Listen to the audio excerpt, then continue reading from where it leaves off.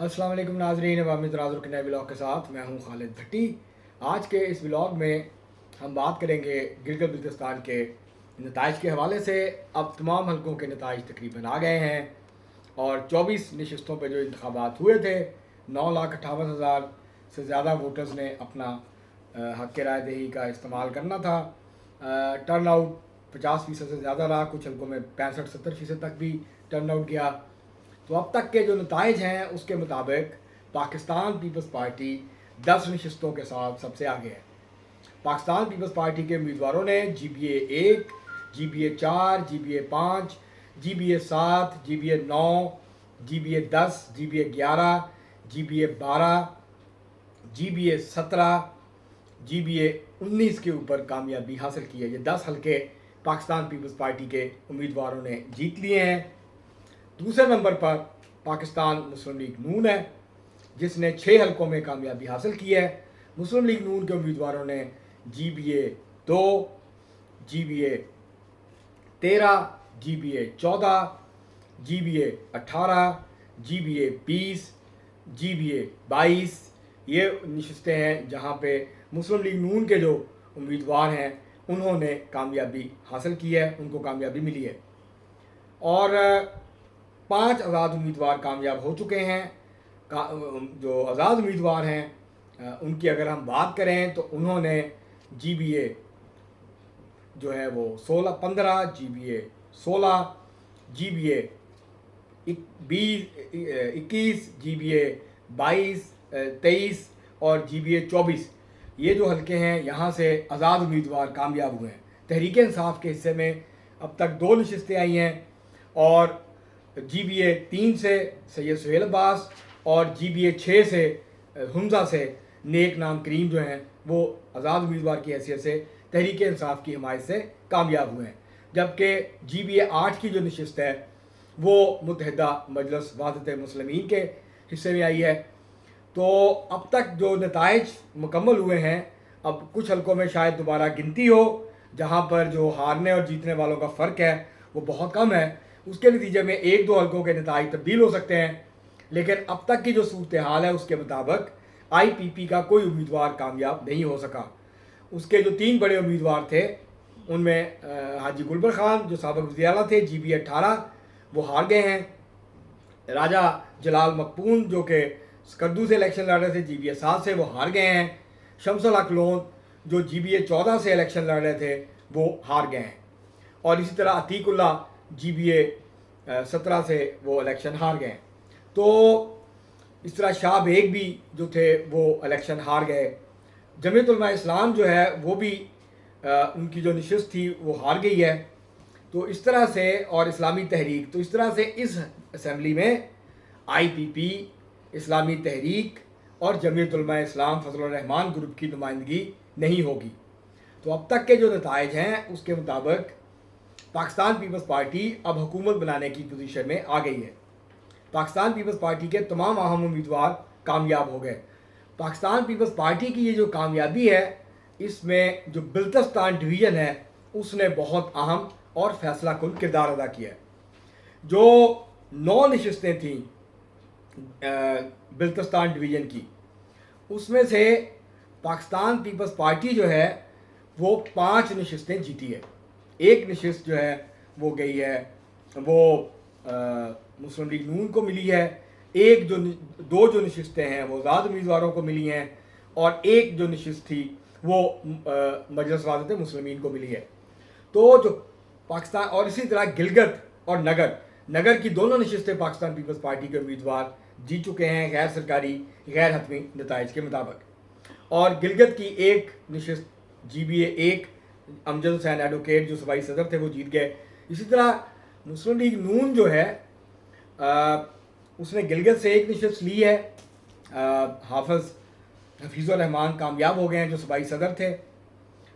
उसके अलावा मुस्लिम लीग नून स्टोर की दोनों नशस्तें राना फरमान और राना फारूक वहाँ से जीत गए।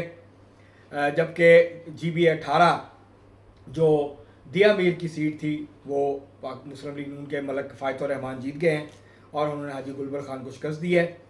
जो एक बड़ा मजबूत हलका था मुस्लिम लीग नून का वो मुस्लिम लीग नून हार गई है। इंजीनियर मोहम्मद अनवर الیکشن ہار گئے ہیں بری طرح سے. اور اسی طرح سے مسلم لیگ نون جو ہے اس نے GBA 20 سے کامیابی سمیٹی ہے, GBA 22 پہ اس کے امیدوار جو ہیں وہ جیتے ہیں.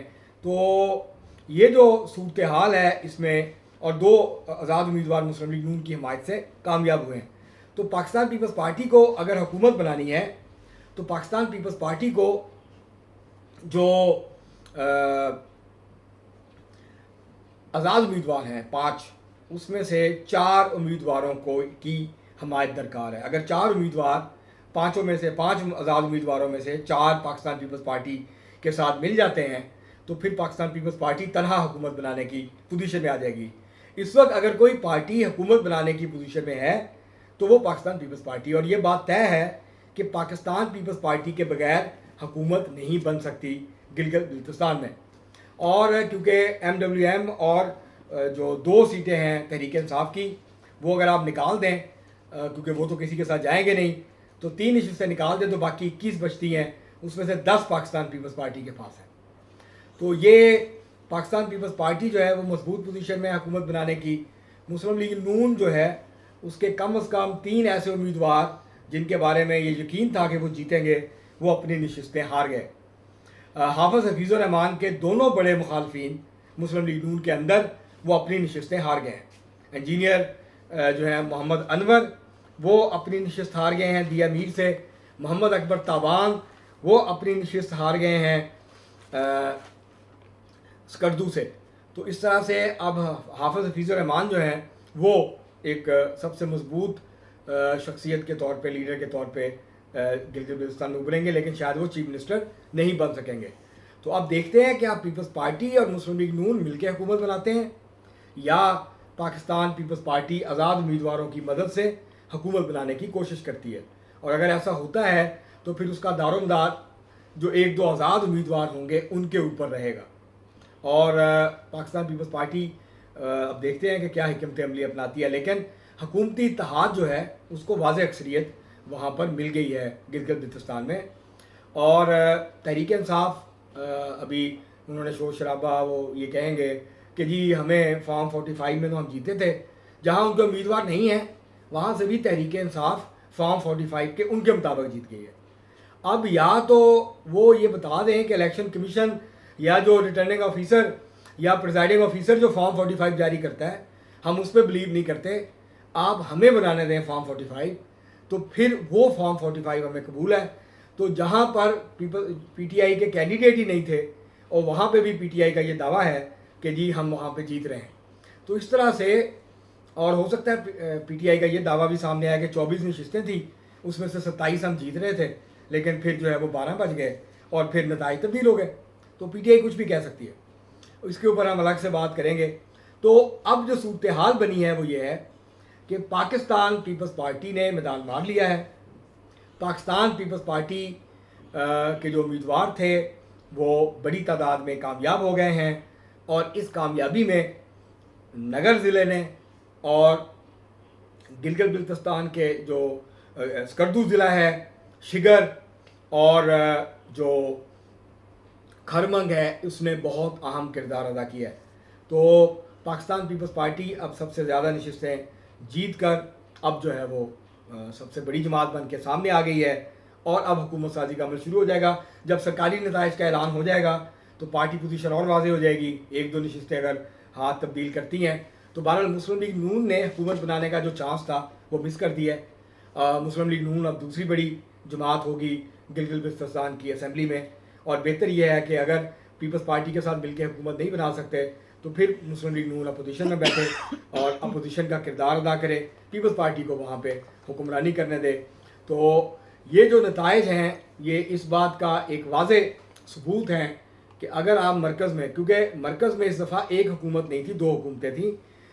مہدی شاہ صاحب گلگت بلتستان میں گورنر تھے اس الیکشن سے پہلے, اور جب الیکشن ہوئے ہیں تو گلگت بلتستان کا جو ایک ہی بڑا آئینی عہدہ تھا وہ پاکستان پیپلز پارٹی کے پاس تھا, یعنی گورنر جو ہیں وہ, اور گورنر جو ہیں وہ کافی حد تک اثر انداز ہوتے ہیں. مسلم لیگ نون نے بہت زیادہ انحصار کیا امیر مقام صاحب جو وفاقی وزیر ہیں امور کشمیر سرحدی امور کے, لیکن وہ ان کو وہ نتائج نہیں دے سکے جس کی وہ توقع کر رہے تھے.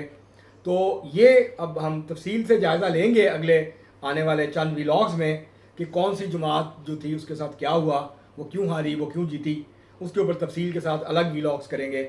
اب تک کے لیے اتنا ہی, بہت شکریہ.